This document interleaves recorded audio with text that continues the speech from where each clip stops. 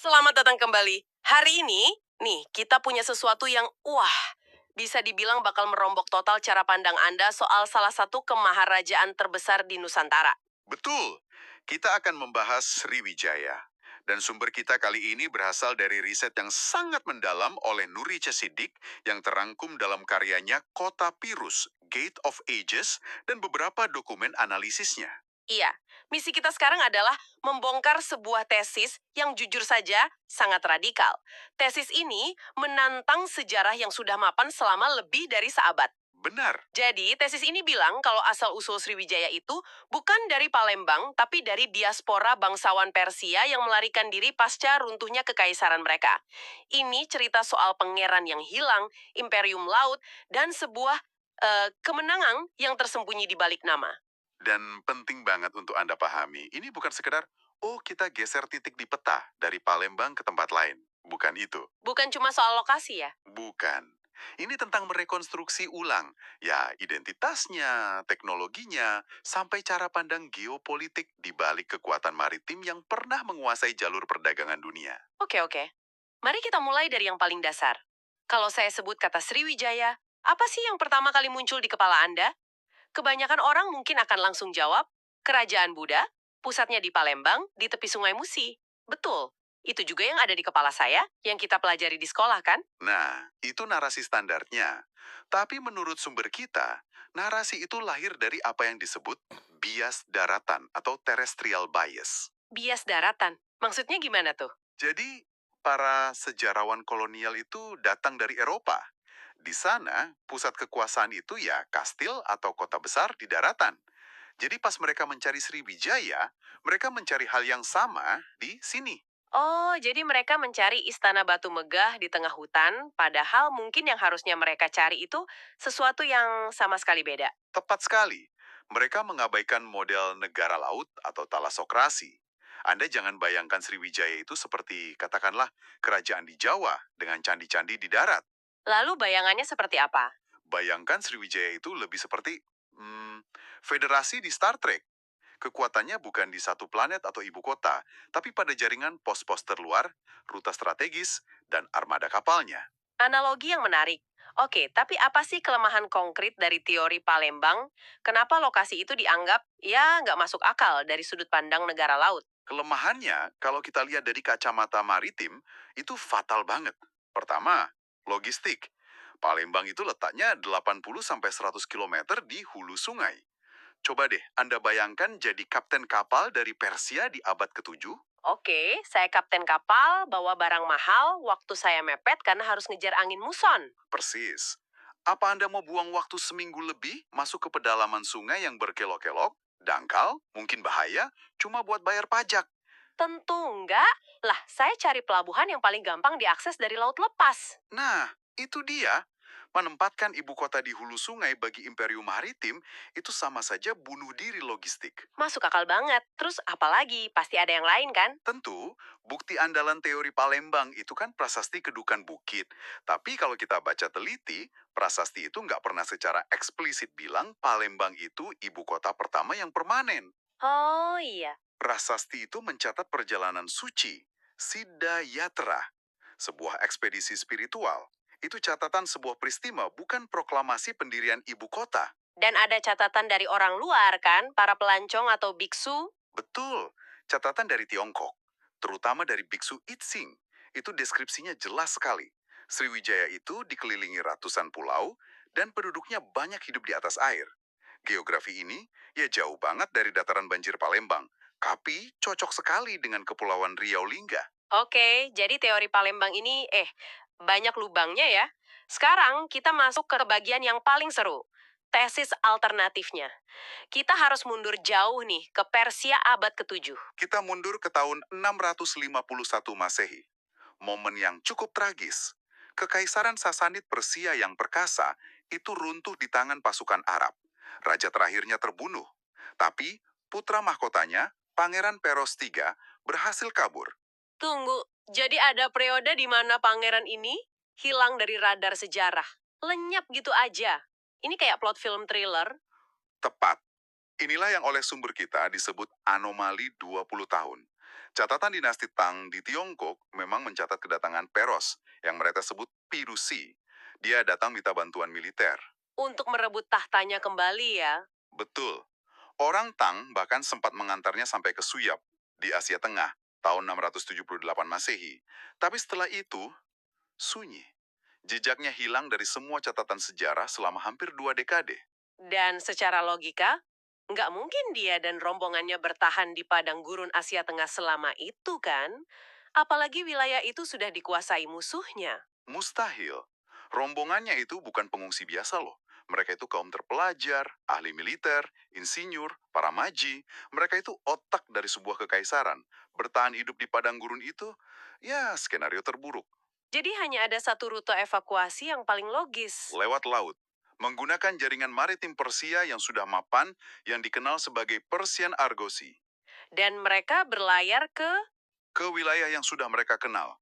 Aman, kaya sumber daya, dan di luar jangkauan Tiongkok maupun Arab. Tempat itu adalah Nusantara. Jadi teori ini bilang Peros itu nggak pernah lenyap. Dia cuma pindah panggung dari daratan Asia ke lautan Asia Tenggara. Dan dia mendarat di Kepulauan Riau Lingga. Ada bukti awalnya? Ada sebuah bukti toponimi atau nama tempat yang kuat banget.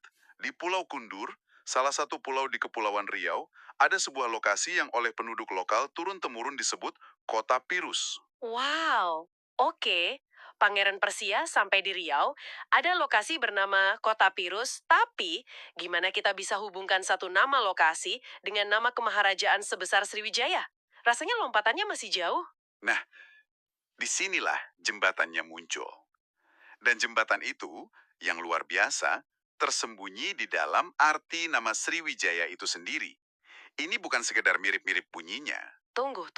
Jadi Anda mau bilang kalau nama Sriwijaya yang kita kenal itu sebenarnya semacam branding baru untuk Pangeran Pirus, diterjemahkan biar cocok untuk audiens lokal gitu? Tepat sekali. Ini bukan kebetulan, ini pernyataan identitas yang cerdas. Coba kita pecah katanya ya. Pirus, dalam bahasa Pahlawi, bahasa Persia kuno, itu artinya sang pemenang atau kemenangan. Oke, Pirus artinya kemenangan. Sekarang, Vijaya, dalam bahasa Sanskerta, yang saat itu jadi lingua franca di kalangan elit Nusantara, artinya juga kemenangan. Luar biasa. Jadi dia menerjemahkan namanya sendiri, lalu awalan Sri itu apa? Nah, awaan Sri ini sentuhan lokal yang brilian. Sri itu artinya cahaya, kemuliaan.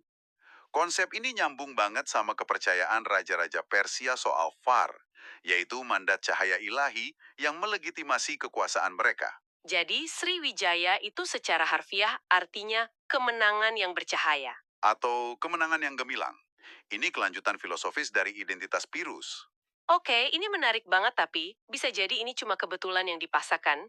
Vijaya kan nama atau gelar yang cukup umum ya di Asia Tenggara waktu itu. Gimana kita bisa yakin ini nyambung ke Pirus? Pertanyaan bagus. Jawabannya ada di bukti diplomatik yang memperkuat hubungan ini secara telak. Ada sebuah surat terkenal dari Maharaja Sriwijaya kepada Khalifah Bani Umayyah. Di surat itu, sang Maharaja pakai gelar Raja di Raja. Raja di raja, raja di atas para raja. Persis. Dan Raja di Raja itu terjemahan langsung dari gelar agung para penguasa Persia, Syahansyah. Ini bukan gelar yang umum dipakai Raja Nusantara masa itu. Bener juga. Dan lagi, di surat yang sama, dia mengklaim dirinya keturunan 1000 raja. Ini rujukan yang sangat spesifik ke silsilah panjang penguasa Sasanid. Ini bukan surat biasa. Ini pernyataan kedaulatan yang membawa legitimasi dari sebuah kekaisaran kuno. Oke, bukti linguistik dan diplomatik ini kuat, tapi gimana dengan bukti fisik? Kita kan sering dengar kekuatan maritim Sriwijaya itu legendaris banget, bahkan sering dianggap punya unsur gaib, kayak bisa bikin kabut. Dan ternyata itu bukan ilmu gaib, itu sains dan teknologi tingkat tinggi. Di prasasti Pasir Panjang di Pulau Karimun, ini prasasti tertua Sriwijaya, ditemukan satu kata kunci. Golayantra. Golayantra. Kedengarannya seperti mantra. Nah, selama ini mungkin dianggapnya begitu. Tapi analisis dari sumber kita menunjukkan Gola Yantra itu bukan mantra, tapi nama sebuah instrumen. Instrumen apa? Sebuah armillary sphere atau instrumen bola semesta. Bayangkan ini gabungan antara kompas, jam, dan kalkulator astronomi tiga dimensi. Jadi ini semacam Google Maps versi abad ke-7? Bisa dibilang begitu bahkan lebih. Ini rahasia negara yang dibawa para magi Persia dalam rombongan Peros. Kemampuan ini ngasih keunggulan militer dan navigasi yang absolut bagi armada Sriwijaya. Mereka bisa muncul dan hilang di tengah laut sesuka hati. Wow, jadi bagi musuh mereka yang masih navigasi di pesisir, ini pasti kelihatan kayak sihir ya? Pasti. Dan soal legenda kabut pelindung itu, Iya, itu gimana? kemungkinan besar itu adalah refleksi dari taktik angkatan laut mereka yang canggih. Dengan pengetahuan dari Golayantra, mereka bisa prediksi cuaca, memanfaatkan kabut alami untuk menyergap musuh. Itu bukan sihir, itu sains terapan. Luar biasa. Lalu gimana dengan bukti yang lebih konkret? Sesuatu yang bisa kita lihat yang membuktikan pusat ekonominya memang di sana. Ada. Dan ini adalah bukti bisu yang terkubur di dasar laut.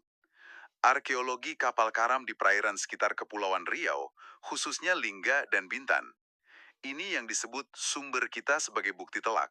Kenapa telak? Karena kepadatan temuan kapal karam internasional di sana itu luar biasa tinggi. Dari berbagai era. Kapal dari Tiongkok, Timur Tengah, ditemukan kapal dari abad ke-12 yang muat keramik dinasti Song dalam volume yang masif. Ribuan guci dalam satu kapal. Jadi, itu membuktikan kalau di sanalah pusat distribusi barang globalnya, bukan di pedalaman sungai. Tepat. Barang-barang dikumpulkan di sana sebelum dikirim ke seluruh dunia. Dan ini juga mengubah cara kita memandang pelabuhan legendaris Vansur. Ah, Vansur, yang terkenal dengan kapur barusnya itu kan? Selama ini kan diidentikan dengan barus di Sumatera. Betul. Tapi analisis linguistik menunjukkan ada evolusi fonetik yang sangat alamiah dari kata Vansur dalam lidah Arab menjadi pancur dalam lidah Melayu. Dan lokasi bernama Pancur ini ada di Kepulauan Riau. Ada di Pulau Lingga, lengkap dengan sumber mata air yang memancar deras ke laut, persis seperti deskripsi para penulis Arab kuno tentang Vansur. Ini bisa memetakan ulang seluruh sejarah ekonomi global pada masa itu.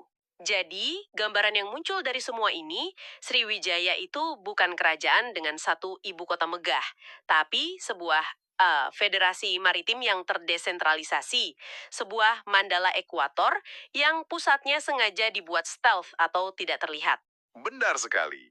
Setiap pulau punya peran spesifik. Kundur, tempat kota Pirus, itu gerbang administrasi. Karimun, tempat prasasti Golayantra, pusat sains. Lingga, yang adalah pancur atau vansur, pusat komoditas. Bintan, itu pangkalan angkatan laut dan logistik. Dan ada satu lagi yang menarik, Pulau Taposek. Kenapa nama itu penting? Karena pose, menurut tesis ini kemungkinan besar adalah distorsi dari istilah pose. Pose itu sebutan dalam kronik dinasti Tang untuk komunitas orang Persia di Nusantara. Jadi pusat komando yang disebut pose ini mengindikasikan adanya tangan Persia di jantung operasional Sriwijaya. Ini juga membawa kita ke lapisan terakhir yang paling dalam ya, keyakinan. Jadi mereka bukan sekedar kerajaan Buddha seperti yang kita kira selama ini. Jauh lebih kompleks dari itu. Rombongan Peros III itu datang membawa kepercayaan asli mereka, Zoroastrianisme, pemuja cahaya. Kemudian, kemungkinan besar sebagai strategi diplomasi dengan dinasti Tang yang pro-Buddha, mereka secara publik mengadopsi Buddhisme Mahayana. Itu lapisan luarnya, tapi di baliknya. Di baliknya, elit penguasanya diyakini memegang keyakinan monoteisme purba yang disebut Hanif. Mereka menolak penyembahan berhala dan meyakini adanya satu Tuhan yang esa. Hanif, bukankah itu istilah yang juga ada dalam tradisi pra-Islam di Arab? Persis. Dan ini kuncinya. Keyakinan Hanif ini menjelaskan kenapa maharaja mereka bisa nyambung secara teologis saat menulis surat kepada Khalifah Umar bin Abdul Aziz. Mereka bicara dalam frekuensi monoteisme yang sama. Dan kita sampai pada bukti terkuatnya, surat itu sendiri. Apa isi surat itu yang begitu menggemparkan? Surat itu yang dikirim oleh Maharaja Sri Indra Farman sekitar tahun 718 Masehi adalah dokumen yang luar biasa. Di dalamnya, Sang Maharaja bukan cuma mengakui ketauhidan Sang Khalifah, tapi dia secara eksplisit meminta dikirimkan seseorang yang bisa mengajarkan hukum Islam atau syariah. Wow, ini memunculkan pertanyaan. Bagaimana mungkin seorang raja yang kita cap Buddha bisa punya pemahaman teologis secanggih itu soal monoteisme 5 abad sebelum narasi Islamisasi konvensional di Nusantara? Ini menunjukkan benih tauhid sudah ada dan dipahami di jantung kekuasaan Sriwijaya sejak awal. Jadi, apa artinya semua ini bagi Anda, pendengar kami? Sumber-sumber yang kita bahas hari ini menyajikan gambaran yang sama sekali baru, bahwa fondasi awal Sriwijaya sebenarnya adalah Kemaharajaan Piruzu, sebuah proyek peradaban yang lahir dari diaspora Persia, sebuah negara yang kosmopolitan, berteknologi tinggi dan dibangun di atas jaringan laut, bukan tembok batu di daratan. Dan implikasi yang lebih luas dari tesis ini adalah, ini sebuah langkah dekolonisasi penulisan sejarah kita, yang mengembalikan Kepulauan Riau Lingga ke posisi yang semestinya, sebagai bunda tanah Melayu dan rahim kedaulatan. Ini menunjukkan bahwa nenek moyang kita bukan bangsa penerima pasif ya. Bukan sama sekali. Mereka adalah pewaris dan pelaku dari sebuah rancangan geopolitik global yang berdaulat, inklusif, dan luar biasa canggih. Sebagai penutup, ada satu pertanyaan untuk Anda renungkan. Jika sebuah kemaharajaan sebesar Sriwijaya bisa disembunyikan dalam sejarah selama